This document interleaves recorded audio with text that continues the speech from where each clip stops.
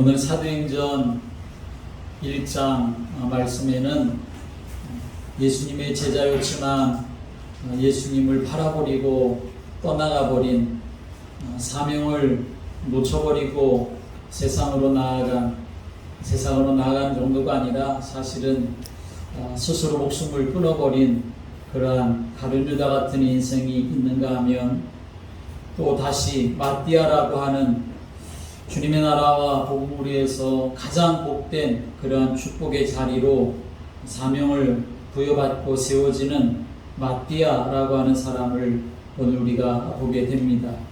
저와 여러분이 믿음의 삶을 살아갈 때 많은 일들이 일어나지만, 그러나 항상 사명 붙잡고 살아가는 성도들 되시기를 주님의 이름으로 축복합니다. 하나님은 하나님의 자녀가 이 세상에서 자기의 것으로 자기를 위해 자기의 길을 걸어가는 것이 아니라, 이 세상을 살아가고 있지만 그리스도 예수 안에서 하나님이 주시는 은혜로 생명 구원의 역사를 위해 성령의 인도함을 따라 살아가도록 축복하시기를 기뻐하시는 분이심을 믿으시기 바랍니다. 함께 하겠습니다. 자기의 것으로 자기를 위해 자기의 길을 걸어가는 이러한 사람은 사실은 하나님께서 무상 숭배하는 사람과 똑같은 사람으로 여기신다는 것을 우리는 알아야 합니다. 하나님이 모세를 통해 십계명의 말씀을 주실 때 너희는 너희를 위하여 새긴 우상을 만들지 말라, 이렇게 말씀하십니다. 너희를 위하여, 자기를 위하여, 나 자신을 위하여 라고 하는 이 사상은, 이 삶은 하나님 보실 때에 우상 숭배와 똑같은 정도의 것이라는 것을 우리에게 말씀하시는 겁니다. 여러분, 그래서 잠언서 16장 9절에 사람이 마음으로 자기의 길을 계획할지라도 그 걸음을 인도하시는 분은 여호와시다 라고 이렇게 말씀을 하십니다. 여러분, 정말 하나님의 인도하심 가운데서 하나님의 은혜로 하나님 나라와 복음을 소망 삼고 살아가는 성도들 되시기를 주님의 이름으로 축복합니다. 신앙생활은 이 세상에서 자기의 것으로 자기를 위하여 자기의 길을 걸어가는 것이 아니라, 이 세상에 살지만 그리스도 안에서 하나님의 주시는 은혜로 생명 구원의 역사를 위해 성령의 인도함을 받으며 살아가는 것이 바로 신앙생활이라고 말할 수가 있는 것입니다. 여러분, 이 세상에서 나와 똑같은 사람이 한 명이라도 있습니까? 한 명도 없습니다. 쌍둥이는 어떨까요? 쌍둥이 중에도 일란성 쌍둥이가 있는데, 이 일란성 쌍둥이는 성별도 같고 혈액형도 같고 그리고 DNA도 같다고 합니다. 유전자도 같다는 거지요. 어떻게 보면 똑같지 않습니까? 그렇게 말하지만, 그런데 쌍둥이, 아무리 일란성 쌍둥이라서 유전자까지 혈액형까지 성별까지 다 똑같다 할지라도 다르다는 것입니다. 뭐가 다르냐면 손에 있는 지문이 다르다고 합니다. 또 머리에 있는, 우리가 뭐라고 합니까? 가마라고 하지요. 이 가마의 모양도 다르다고 하는 것입니다. 왜냐하면 아무리 일란성 쌍둥이라 하더라도 어머니의 자궁 속에 있을 때부터 수많은 환경과 요소들이 그 태아에게 각각의 태아에게 영향을 미치기 때문에 그렇습니다. 자궁 속에 있을 때 그 태아의 위치나 어머니의 그 산모의 그 임산부지요. 임산부의 그 기분이나 감정에 따라서, 그리고 또 그 어머니로부터 오는 피의 공급의 그 양에 따라서, 또 공급받는 영양분의 흡수에 따라서 일란성 쌍둥이인데도 태어날 때 몸무게도 다르고, 또 태어나서 자라는 동안 생각하고 배우고 경험하는 과정에서 많은 차이점이 생겨나게 된다는 거죠. 이렇게 사람은 똑같은 사람이 아무도 없습니다. 세상에 똑같은 사람이 아무도 없던 말은 좋은 의미로 말하면 다 개성이 있고 다르다는 말이겠지요. 그러나 이 다름 때문에 사실은 갈등과 문제와 상처가 참 많이 일어난다는 것을 우리가 알게 되죠. 교회도 마찬가지입니다. 나와 다르다고 하는 것 때문에 갈등과 시험에 빠진 경우도 많고 심지어는 교회를 떠나기까지도 하죠. 여러분, 하나님은 우리 사람들을 한 명도 똑같은 존재로 기계로 찍어내듯이 그렇게 만들지 않으셨습니다. 우리가 이렇게 다르다고 하는 것은 하나님의 창조 작품이라는 것을 우리가 인정해야 합니다. 그러나 우리가 분명히 알아야 할 것은 서로가 다른 하나님의 창조 작품이 그리스도를 모르고 그리스도 밖에 있으면 그 다름 때문에 서로에게 상처가 되고 아픔이 되고 또 갈등을 만들고 그래서 결국 함께 실패하게 되어지고 마는 것입니다. 그러나 서로가 다르다고 해도 그리스도 예수 안에서 하나님이 주신 은혜를 통하여 하나가 되어지면, 그래서 성령의 역사하심과 그 성령의 물줄기 속에 다 같이 있게 되어지면 모든 것이 갈등이 아니라 하나님께서는 모든 것이 합력하여 선을 이룰 수 있도록 역사하시는 은혜를 베풀어 주시는 줄을 믿으시기 바랍니다. 그래서 이 모든 것들은 사실은 스가랴 4장 말씀처럼 힘으로 되지 아니하며 능력으로 되지 아니하고 오직 나의 영으로 되느니라, 그렇게 말씀하는 것처럼 오직 성령의 충만함 가운데 우리가 있어질 때, 성령께서 역사하는 삶 속에 우리 모두가 하나의 공동체가 되어질 때에 그 속에서 하나님이 교회도 든든하게 세워져 가고 여러분의 모든 삶 속에도 하나님이 베푸신 은혜로 충만케 되어지는 것을 믿으시길 바랍니다. 오늘 본문의 말씀은 예수님이 부활하시고 승천하신 이후에 초대교회가 시작될 때 예수님의 제자였었던 그 가룟 유다 대신에 마띠아라고 하는 사람이 사도로 세워주는 장면입니다. 가룟 유다는 예수님이 그리스도이심을 믿지 못하고 사명을 놓친 자였지만, 그러나 마띠아는 사명을 부여받고 사명을 붙잡는 자가 되었는데, 오늘 우리 모두가 이 마띠아와 같이 사명 붙잡고 삶을 살아갈 수 있는 성도들 되시기를 주님의 이름으로 축복합니다. 유다라고 하는 이 이름은 사실은 아주 좋은 이름입니다. 찬양, 찬미라고 하는 뜻을 가지고 있었기 때문에 그 당시에 그 많은 유대 민족들 가운데 유다라고 하는 이름이 참 많이 있고 흔한 이름이었습니다. 성경에도 유다라고 하는 이름이 여러 번 많이 등장하는 것을 볼 수 있습니다. 그 중에 대표적으로 창세기 49장의 말씀에 오면 야곱의 12아들 중에 넷째 아들이 유다라고 하는 이름을 가지고 있었는데, 이 유다가 바로 메시아의 조상이 되는 그러한 사람이었습니다. 그래서 유다 지파에서 예수님이 태어나신 것입니다. 그리고 마태복음 1장에 말씀 보면 그래서 예수님의 족보 중에 바벨론 이전 시대의 그 족보를 말할 때 유다라고 하는 사람의 이름이 기록되어지게 되어지죠. 또 예수님의 그 형제들 중에도 유다라고 하는 이름을 가지고 있었던 예수님의 형제가 있었습니다. 그리고 또 그 유대 나라에서 아주 큰 애국자가 있었는데 유다 마카비아라고 하는 그 사람이 바로 유다라고 하는 이름을 가지고 있었습니다. 이 유다, 찬미, 찬양이라고 하는 이름을 가지고 있었던 그러한 뜻이었는데, 사실 이 가룟 유다도 분명 예수의 길, 복음의 길, 승리의 길을 걸어갈 수 있는 사람이었습니다. 그런데 오늘 25절의 말씀에 보면 가룟 유다에게 어떻게 말하고 있습니까? 25절의 말씀에 보면 유다는 이 직무를 버리고 제 곳으로 갔나이다 라고 말하고 있다는 것입니다. 이 직무라고 하는 것은 사도의 직무를 말하는 것입니다. 예수님의 제자로 부름받은 사람이었지만 사도의 직무를 버리고 제 곳으로 갔나이다. 제 것으로 갔다는 말은 무슨 말입니까? 자기의 것으로 자기를 위해 자기가 원하는 자기의 길을 갔다라고 하는 말이 되는 것이죠. 여러분, 신앙생활하면서 승리의 길은 오직 예수, 오직 그리스도인 줄을 믿으시기 바랍니다. 나의 길을 걸어가는 건 신앙생활이 될 수가 없습니다.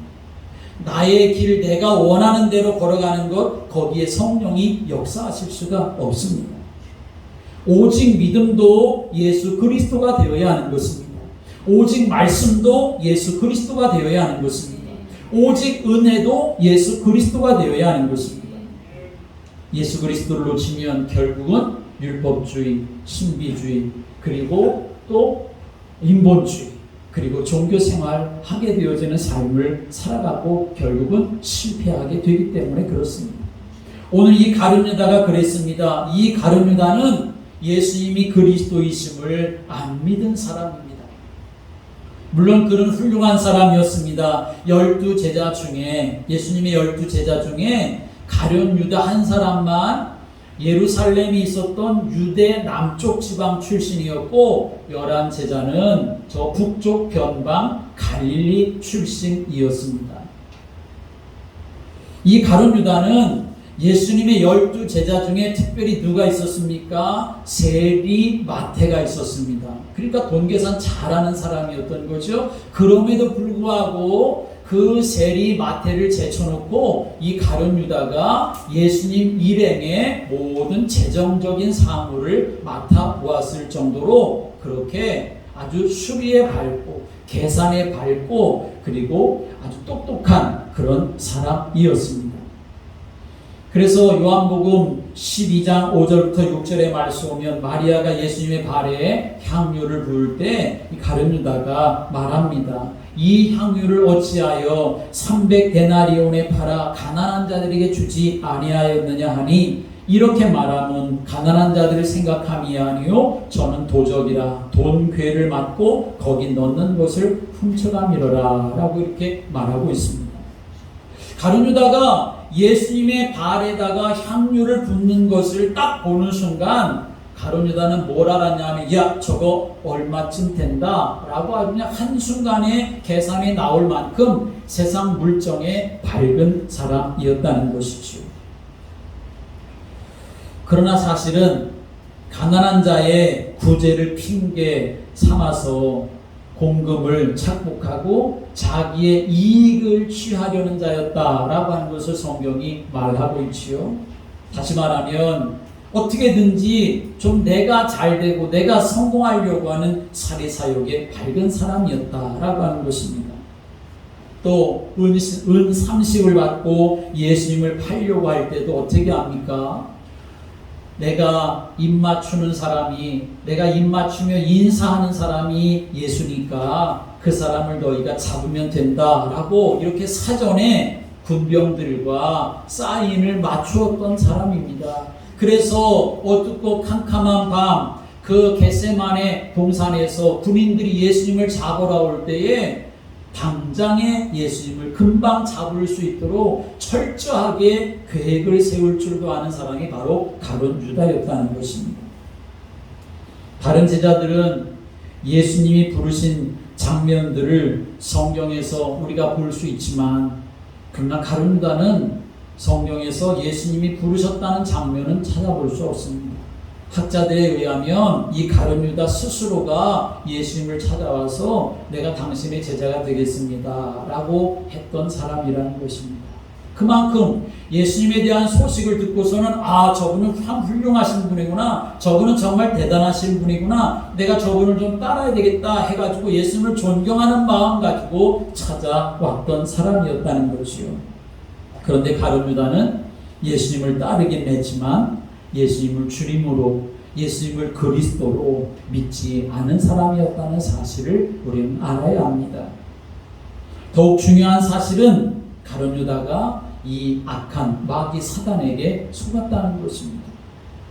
여러분, 악한 마귀 사단의 주특기가 무엇입니까? 바로 속이는 겁니다. 요한복음 8장 44절의 말씀이 오니까 그래서 예수님께서 이 마귀는, 이 사단의 세력은 바로 거짓말장이요 그리고 거짓의 아비라고 이렇게 말합니다. 사단의 속성 자체가 거짓말장이, 속이는 자, 사기꾼이라고 하는 거죠. 아니 그러면 안 속으면 될 텐데 여러분 왜 속았을까요? 그 이유는 바로 자기 중심적이었기 때문에 속았다라고 하는 것입니다. 신앙생활도 자기 중심적으로 하면 아주 작은 일에도 들쑥 날쑥 하고 갈등하고 시험에 빠지게 된다는 사실을 우리는 알아야 합니다. 누가 좋아하겠습니까? 사단이 박수치면서 좋아할 일이겠지요. 사랑하는 여러분, 속지 말고 깨어있는 성도들 되시기를 주님의 이름으로 축복합니다. 말씀 붙잡고 사명 붙잡고 하나님의 은혜를 구하며 나아가는 성도가 되어야 한다는 것입니다. 가룟 유다는 자기중심적인 신앙생활하는 종교인이었습니다. 자기의 동기가 가득 찼던 사람입니다. 가룟 유다는 예수님을 따라다니면서 예수님이 사람 살리고 치유하는 능력을 보았습니다. 예수님이 정말 많은 사람들이 가르치는데 그 당시에 어떤 바리새인들보다도 그리고 지식인들보다도 가르치는 말씀에 능력이 있고 권위가 있다는 사실을 알았습니다. 예수님을 따라다니면서 오병이어의 기적을 행하시는 것도 보았고 바다 위로 걸으시고 바다와 풍랑을 잔잔케 하시는 것도 다 보았습니다. 그러니까 가룟 유다의 마음속에 저분 정도면 뭔가가 좀 되겠구나. 저분을 내가 정말 따라간다고 하면 내 출세도 보장되겠구나 생각하면서 예수님을 따라다녔지만 정작 복음에는 그리스도에는 관심이 없었던 사람이었다라고 하는 것을 우리가 결과적으로 알 수가 있는 것이요. 그러니까 예수님께서 십자가를 지시고 죽으신다는 말씀을 하니까 그때부터 가룟 유다의 머리가 다시 계산적으로 돌아가기를 시작했던 것입니다. 아니 내가 지금껏 예수님의 능력을 보고 기적을 보고 가르침을 보고 예수님을 따라다녔는데 아니 지금 와서 예수님이 죽으신다고 하니 마음에 낙심이 된 거지요. 자기의 생각과 계산과 다르게 되니까 결국 자기의 동기에 묶여서 예수님을 은30에 팔게 되는 결과가 오게 된 것입니다. 그런데 그 일에 누가 틈타고 누가 역사했습니까? 거기에 바로 요한복음 13장 2절의 말씀 보면 마귀가 벌써 시몬의 아들 가룟 유다의 마음에 예수를 팔 생각을 넣었다라고 이렇게 말씀하고 있습니다. 여러분, 예수님을 믿는 이유가 여러분에게는 무엇 때문이었습니까? 어떤 분들은 질병의 문제로 예수님을 그렇게 믿기 시작했겠지요? 그런 분들도 있습니다. 그것도 좋습니다. 어떤 분들은 가정의 문제로 예수님을 믿기 시작하고 어떤 사람들은 또 자기가 원치 않는 그런데 계속 자기에게 우환과 질구가 닥치니까 그 문제 어떻게 좀 해결해보고 싶은 마음 때문에 교회에 나오는 사람들도 그래도 신앙생활이 시작된 사람도 있습니다. 여러 가지 이유와 동기들 때문에 신앙생활을 시작한 분들도 있을 것입니다. 다 좋습니다. 그런데 그런 문제들이 있다면 그래서 여러분들이 다 하나님의 은혜 안에서 해결받고 응답받게 되기를 주님의 이름으로 축복합니다.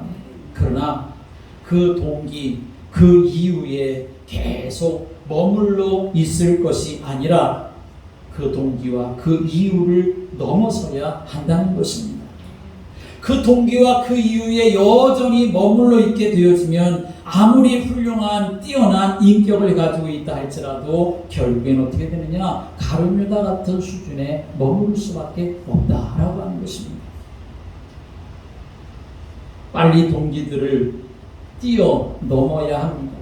건강 문제 때문에 주님 앞에 왔다 할지라도, 경제 문제 때문에 주님 앞에 왔다 할지라도, 가정 문제, 자녀의 문제 때문에 왔다 할지라도 거기에 매여 있을 것이 아니라 그 동기를 넘어서서 예수가 바로 그리스도다라고 하는 거기에서부터 새로운 시작이 되어야만 바른 신앙생활이 될 수 있고 바른 응답을 받게 되어지는 줄을 믿으시기 바랍니다. 그렇지 않으면 결국은 가룟 유다의 마지막이 뭐라고 했습니까? 결국은 제 곳으로 갑나이다 라고 하는 것입니다. 동기와 야망을 뛰어넘지 못하면 그것에 매여서 우리 또한 제 곳으로 갑나이다. 자기가 원하는 대로 자기의 길을 갈 수밖에 없는 실패하는 인생이 되어져 버리고 만다는 것입니다. 빌립보서 3장의 말씀에 오면 사도 바울이 그리스도를 만나고 난 후에 변화된 모습을 고백하고 증거하는 것을 볼 수 있습니다. 빌립보서 3장 7절부터 말씀해 보면 그리스도를 만난 이 사도 바울은 자기의 모든 지식, 자기의 모든 지금까지 가졌었던 배경, 그 모든 것들을 다 배설물로 여긴다 라고 이렇게 고백을 합니다. 그러면서 그리스도를 아는 지식이 가장 고상하구나, 그 그리스도를 아는 지식이 최고구나, 그 그리스도 안에 모든 것이 다 있구나 라고 이렇게 고백을 합니다. 무슨 말입니까? 자기의 동기나 야망이 아니라 내가 진짜 그리스도를 발견했다, 진짜 예수 그리스도를 붙잡았다 라고 하는 말이 되는 것이죠.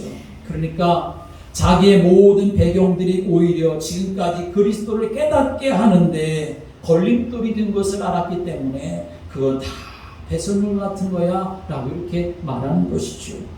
그러면서 그는 또 고백합니다. 나는 이제 그리스도께 잡힘받은 그것을 잡으려고 달려간다 라고 이렇게 고백을 합니다.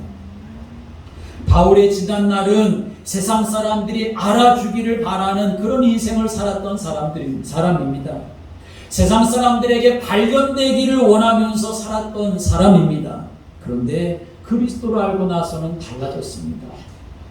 세상 사람들이 나를 알아주는 것이 아니라 그리스도께서 나를 알아주고, 세상 사람들에게 발견되는 것이 아니라 정말 그리스도께 보배처럼 보화처럼 발견되기를 원하는 그런 믿음으로 그 인생을 살아갔다는 것입니다. 여러분이 어떤 경우로, 어떤 모양으로, 어떻게 신앙을 생활을 했든지 간에 하나님은 그것을 통해서 여러분이 거기에 머물러 있기를 원하시는 것이 아니라 그 속에서 예수가 바로 그리스도시구나, 예수님이 우리 인생의 모든 문제 해결자가 되시는구나, 그 예수님과 함께하면 문제될 것이 없구나 라고 하는 이 믿음을 발견하고 나아가도록 하나님은 저와 여러분들을 불러주신 줄을 믿으시기 바랍니다. 문제에 붙잡히고 감정에 붙잡히는 것이 아니라 사람의 그 인격의 훌륭함이나 교회의 겉모습에 붙잡히는 것이 아니라 예수 그리스도를 발견하고 예수 그리스도께 깊이 뿌리를 내리고 그 예수 그리스도와 동행하는 그런 믿음의 복을, 그 신령한 비밀을 여러분들이 누려가는 성도들 되시기를 주님의 이름으로 축복합니다. 사탄은 우리가 이렇게 그리스도를 붙잡고 삶을 살아가야 되는데 그렇게 삶을 살아가지 못하도록 속인다는 것입니다. 결정적인 순간에 악한 마귀가 가룟 유다의 마음을 완전히 사로잡아가지고 예수를 팔려는 생각을 집어넣어버리고 말았다는 것입니다. 고린도후서 11장 13절 14절의 말씀에 보면 이 악한 사단이 광명의 천사로 가장해서 속인다 했습니다. 광명의 천사로 가장한다, 무슨 말입니까? 자기를 의의 일꾼처럼 가장해가지고 성도들을 속이고 교회를 속이고 세상을 속인다는 말이 되는 것입니다. 그럼에도 불구하고 우리가 분명히 알아야 할 것은, 그럼에도 불구하고 반드시 하나님의 계획은 이루어지는 줄을 믿으시기 바랍니다. 아무리 사단이 방해하고 가로막는다 할지라도 하나님의 계획을 가로막을 것은 아무것도 없다는 것입니다. 여러분이 먼저 아실 것은 세상엔 항상 두 가지가 공존한다는 것을 아셔야 합니다. 악과 선이 공존하지요. 불신앙과 믿음이 공존합니다. 그리고 사실은 교회 안에서도 양과 염소가 공존한다고 예수님은 말씀하셨습니다. 알곡과 가라지가 있다고 말씀하십니다. 성령 하나님도 또 악한 사단도 분명히 존재하고 있다는 사실을 성경 우리에게 분명히 알려주고 있습니다. 이 악한 사단이 이 예배 시간에도 활동하면서 우리가 하나님 앞에 집중하지 못하도록 방해하고 활동합니다. 그리스도께서 오셔서 우리 인생의 모든 죄의 문제를 다 해결했고 죄의 권세를 다 꺾어버리셨지만 그러나 지금도 죄는 활동하고 있습니다. 그리스도께서 오셔서 지옥의 권세가 다 꺾였지만 분명한 것은 지금도 지옥의 권세가 우리가 삶을 살아가는 현장에 활동하고 있습니다. 악한 사단의 머리가 깨트려졌지만 분명히 눈에 보이지 않는 악한 사단도 지금 활동하고 있습니다. 예수님이 그 능력이 모자라가지고 하시다가 못해서 남아있는 부분이 아닙니다. 마지막 날 반드시 완전하게 이 사단의 세력들이 무저강에 들어가는 날이 있을 것이지만 그러나 여러분, 우리가 이 세상에 여전히 살고 있기 때문에 이 세상의 공중권세 장악하고 있는 사단이 역사하고 있기 때문에 그 역사가 계속되어지고 있다는 것을 우리에게 알려주는 것이죠. 그래서 에베소서 4장 27절의 말씀 오면 마귀에게 틈을 주지 말라라고 말씀합니다. 베드로전서 5장 7절부터 9절 말씀 오면 너희 염려를 주께 맡겨버리라 말씀합니다. 염려를 가지고 있으면 그것을 통해서 악한 사단이 어떻게 합니까? 우는 사자처럼 삼켜버리려고 역사하고 있기 때문에 그래서 뭐라고 말씀합니까? 근신하라, 깨어라, 마귀를 대적하라 그렇게 증거하고 있습니다. 에베소서 6장 11절의 말씀 오면 마귀의 간계를 등이 대적하기 위하여 하나님의 전신갑주를 입으라 라고 말씀합니다. 이 모든 말씀의 의미가 전부 무엇이겠습니까? 분명히 눈에 보이지 않지만 두 가지의 영적 싸움이 이 세상에서 계속되고 있다라고 하는 것을 알려주는 거죠. 악한 사단이 창세기 3장, 6장, 11장을 가지고 모든 사람들 거기에 빠뜨려서 실패시키고 멸망시키려고 한다는 거지요. 창세기 3장, 6장, 11장은 사단이 아주 잘 쓰는 강한 무기입니다. 창세기 3장은 뭘 말합니까? 나의 유익을 말하는 겁니다. 창세기 6장은 무엇을 말합니까? 우리의 유익을 말하는 것입니다. 창세기 11장은 뭘 말합니까? 나의 존재를 말하는 것입니다. 나의 이름을 내자라고 하는 이 나의 존재를 말하는 겁니다. 하나님은 거기서 전혀 다 빠져버리고 말았습니다. 여러분, 그래서 우리가 분명히 알아야 될 것은 정말 성령이 아니면 하나님의 은혜가 아니면 그리고 정말 오직 예수 그리스도가 안 되면 결국은 우리 인생은 어떻게 되느냐? 제 곳으로 가는 인생이 되어지고 만다는 것입니다. 그러나 또 한편으로는 악한 사단이 아무리 강한 무기를 가지고 공격해 온다 할지라도 복음의 능력은 이길 수가 없다는 사실을 여러분이 믿으시기 바랍니다. 복음 안에 있는 능력, 그것은 바로 모든 사단의 세력들을 다 꺾어버리고 승리할 수 있는 하나님의 가장 강력한 능력이 된다는 사실을 믿으시길 바랍니다. 그래서 하나님은 지금도 오직 예수 그리스도, 오직 하나님 나라, 오직 성령으로 살아가는 하나님의 자녀를 통해서 이 땅의 모든 흑암의 세력들을 꺾고 하나님 나라를 이루어가고 계신다는 사실을 믿으시기 바랍니다. 우리가 삶을 살아가는 현장에 이 싸움이 일어나는 겁니다. 아니, 내 마음속에서도 끊임없이 이 싸움의 역사가 일어나는 것입니다. 그래서 가룟자처럼 사단에게 속아서 제 곳으로 갈 수 있는 인생도 될 수 있는 것이고, 아니면 사도 바울처럼 그리스도께 잡힌 바 된 그것을 잡으려고 달려가는 그런 인생도 될 수가 있는 것입니다. 오늘 본문의 현장은 마가다락방 120여 명의 성도들이 있던 현장입니다. 예수 믿는 것 때문에 위협을 당하는 그러한 현장이었습니다. 감옥에 갇히기도 하고, 야고 같은 사도는 목이 잘려져서 순교를 당하기도 하고, 스데반 같은 집사는 돌에 맞아서 죽임을 당하는 그런 현장에 있었던 그러한 역사입니다. 그런데 오직 그리스도, 오직 하나님 나라, 오직 성령 안에서 사명 붙잡고 살았던 사람들은 결국 로마를 복음으로 정복하는 역사가 일어나도록 하나님이 함께 하신 줄을 믿으시기 바랍니다. 그래서 오직 그리스도, 오직 하나님 나라, 오직 성령의 역사를 붙잡고 있는 자에게는 좋은 일이든지 좋지 않은 일이든지 문제될 것이 없다는 사실을 우리는 알아야 합니다. 함께 하겠습니다. 우리에게는 문제될 것이 없습니다. 여러분, 이 믿음 가지고 하나님 바라보시길 바랍니다. 이 고백을 선포하시길 바랍니다. 내 마음에 염려가 찾아올 때, 내 마음에 불신앙이 찾아올 때, 내 마음의 감정이 흔들려서 복잡할 때에 나는 하나님의 자녀야, 그리스도께서 나와 함께 하시니 나에게는 문제될 것이 없어, 나는 그리스도 예수 안에 잡힌 바 된 그것을 잡으려고 달려가는 인생이 될 거야. 그 믿음을 선포하시기를 바랍니다. 요셉은 노예로 가고 감옥으로도 가고 정말 억울하게 누명을 쓰기도 하고 꿈을 해몽해줘가지고 풀려난 사람이 금방 자기를 좀 뽑아낼 줄 알았는데 그런데 그냥 감감소식이고 정말 모든 것이 절벽 같은 그런 상황 속에 있었던 것이 요셉의 인생이었습니다. 그런데 요셉도 그 안에서 뭘 붙잡은 겁니까? 지금 우리가 말한 대로 오직 그리스도, 오직 하나님 나라, 오직 성령 충만, 그걸 붙잡은 줄을 믿으시기 바랍니다. 하나님이신 언약을 사명으로 붙잡고 나아가니까 하나님이 때가 되어 열어주시고 하나님이 때가 되어 세워주시고 하나님께서 때가 되어 인도하시는 역사를 베풀어 주셨던 것입니다.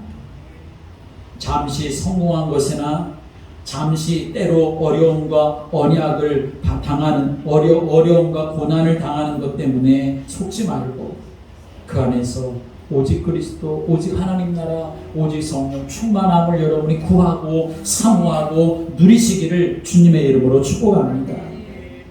그래서 우리는 속지 않는 사람이 되어야 합니다. 사명 붙잡고 삶을 살아가려면 속지 않아야 합니다. 나 자신에게도 속지 말고 세상의 환경에도 속지 말고 사단의 역사에도 속지 말아야 합니다. 나의 연약함에 속지 마십시오. 내가 가지고 있는 문제에 속지 마십시오. 세상이 이렇게 저렇게 요동친다고 거기에 속지 마십시오. 사단이 여러 가지로 역사하고 시험할 때, 유혹할 때 거기에도 속지 마십시오. 그 속지 않으려면 어떻게 해야 될까요? 속지 않으려면 우리가 두 가지를 잘 붙잡아야 합니다. 먼저는 하나님이 이 시대를 놓고 계획하신 부분들이 있습니다. 그걸 붙잡아야 합니다. 그래야 흔들리지 않고 속지 않습니다. 하나님이 이 세상과 이 시대를 향하여 가지고 계신 계획이 무엇이냐? 그것은 바로 영혼 구원인 줄을 믿으시기 바랍니다. 영혼 구원, 생명의 역사 일어나는 것, 그게 하나님의 계획입니다. 그 일 때문에 여러분을 불러주신 줄을 믿으시기 바랍니다. 그 일 때문에 교회를 세우셨기 때문에 교회를 붙들고 계시는 것입니다. 그 일을 위해서 여러분이 삶을 살아가는 현장에 있게 하신 것입니다. 그런데 그걸 놓쳐버리니까 사람들은 전장에서 문제만 보여지는 것이고 교회의 겉모습만 보여지게 되는 것이고 내가 있는 자리에서 나의 초라함만 보게 되는 것입니다. 그렇지 않습니다. 하나님은 여러분을 최고의 사명 주셔서 불러주신 줄을 믿으시기 바랍니다. 하나님의 계획 속에 나를 부르셨다는 사실을 알아야 합니다. 또 한 가지는 하나님의 이 시대와 그리고 이 세상에 대한 절대적인 계획을 붙잡아야 될 뿐만 아니라 두 번째로는 그 하나님의 계획 속에서 나를 불러주셨기 때문에 나를 불러주신 그 하나님의 계획을 붙잡아야만 내가 승리하며 살아갈 수가 있는 것입니다. 하나님께서 나를 이 땅에 살게 하신 이유가 뭘까? 그걸 여러분이 발견하고 붙잡아야 한다는 것입니다. 창세기 12장의 말씀에 보면 하나님께서 아브라함을 갈대아 우르 땅에서 부르시지요. 그러면서 내가 너에게 복을 주겠다. 하나님 그렇게 약속을 하십니다. 넌 이제 복덩어리가 될 거야. 복의 근원이 될 거야. 복이 될 거야. 그렇게 말씀하시면서 너를 축복하는 자에게 내가 축복하고 너를 저주하는 자에게 내가 저주하겠다. 하나님 그렇게 말씀하십니다. 여러분 이게 무슨 말입니까? 하나님이 너의 배경이 돼줄 거야. 내가 너의 배경이 돼줄 거야. 하나님 그렇게 말씀하신 거거든요. 근데 아브라함은 처음에 그걸 깨닫지를 못했어요. 그래서 하나님의 지시함을 받아 가나안 땅으로 가기는 가지만, 그러나 가나안 땅에 어려움과 고난이 오고 문제가 생기게 되어지니까 어떻게 합니까? 자기 생각대로 움직이지요. 오늘 가룟유다처럼 제 곳으로 가는 그런 인생이 되어지고 마는 것입니다. 그래서 어떤 일이 생깁니까? 비참하고 부끄러운 일을 당하는 그런 모습이 되고 말지요. 그런데 나중에 아브라함이 깨닫습니다. 하나님이 나의 배경이 되어주신다고 하셨지? 이 시대에 하나님의 살아계심과 그 은혜를 모든 사람들이 보게 하는 사람으로 하나님 나를 불러주셔서 내가 그 일을 감당하도록 하나님 나의 배경이 되어주신다고 하셨지, 그 사실을 깨닫고 나서 아브라함은 어느 정도까지 합니까? 창세기 22장의 말씀 오면 이삭을 제단에 드릴 만큼 그렇게 나중에 하나님을 알게 되어집니다.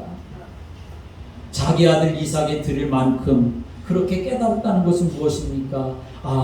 나에게 문제될 것은 더 이상 아무것도 없구나 하는 것을 아브라함이 알았다는 것입니다. 왜? 자기를 부르신 하나님의 계획은 무엇입니까?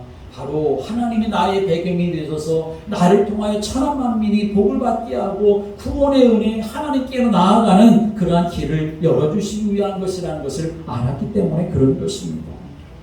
사랑하는 여러분, 오늘 우리가 믿음의 삶을 살아가고 있습니다. 믿음의 삶을 살아가는 우리들이 이 가룟유다처럼 자기의 동기나 야망에 매여 있어서는 안 됩니다. 신앙생활을 어떻게 시작했든지 관계없습니다. 잘 오셨습니다. 그런데 중요한 것은 이제 거기에 머물러 있는 것이 아니라 바로 예수가 그리스도시구나 라는 것으로부터 새롭게 시작하시기를 주님의 이름으로 축복합니다. 그래야만 우리는 성령의 인도하심 가운데 살아갈 수가 있고, 그래서 하나님이 나를 부르신 부르심의 사명 붙잡고 삶을 살아갔어. 이 시대에 하나님이 함께 하시는 증거를 누리고 많은 사람들에게 복음의 증인으로 삶을 살아가는 복된 성도들 되시기를 주님의 이름으로 축복합니다. 기도드리겠습니다. 하나님, 우리를 부르시고 자녀 삼아주시는 정을 감사드립니다. 교회를 다니고 신앙생활 한다고 하지만 결국은 가룟유다처럼 제 곳으로 갔나이다 하는 인생 되지 않게 하여 주옵시고, 사도 바울처럼 그 이전에 자기가 가졌던 모든 것들 다 배설물로 여길 만큼 그리스도를 발견하는 자가 되게 하여 주옵소서. 그리스도께 붙잡힌 바 된 것을 위해 달려갈 수 있는 인생이 되게 하여 주옵소서. 사단에게 속지 아니하게 하여 주시고 세상에 속지 아니하게 하시고 나의 연약함에도 속지 아니하게 하여 주시고 성령 충만함을 누리는 저희들 되게 하여 주옵소서. 오직 예수 그리스도가 되게 하여 주옵소서. 그래서 하나님의 은혜 안에서 복된 길을 걸어가며 승리의 길을 걸어가는 모든 성도들로 인도해 주옵소서. 예수 그리스도의 이름으로 기도드립니다. 아멘.